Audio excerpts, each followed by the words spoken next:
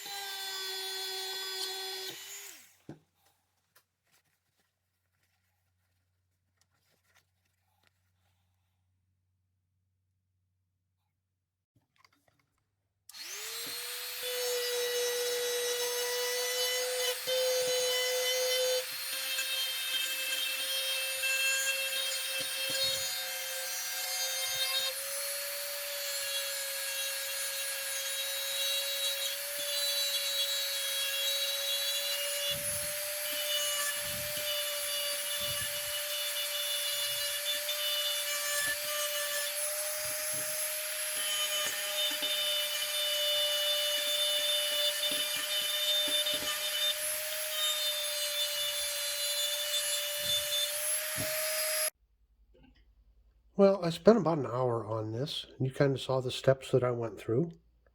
And I think it's, well, it's really taken shape here. It's a lot cleaner and a lot shinier. I did get rid of a lot of the rust. I think pretty much all the rust. Let's see, the nail nick needs to be cleaned out just a little bit more. But you know, you can read the tang stamp really well. You can see it's really clean there. And if you remember, this blade would not close on its own. So I do have some snap back there. And again, the reason why I don't maybe not have complete snap is maybe it's worn. But look at that. So I do have some snap back in all of these blades. They're pretty clean, pretty shiny. Of course, one can spend hours on it just going over it and over and over it and getting it looking brand new almost. But I think for the purposes of this work knife, I've restored it pretty good. Blades are looking a lot better, a lot cleaner. And again, most important thing is we do have snap. Now that one doesn't snap real well yet. And it could be that there's still a little gunk down in there, but for the most part, I've got it clean and functional again. So I hope my brother's happy with this. Getting this function back to his knife. Got it all sanded out down in there, cleaned out pretty good. Removed just about all of the rust down in there. So let's just look at this here. Well, we got it. So, you know, that's about 9 inches there.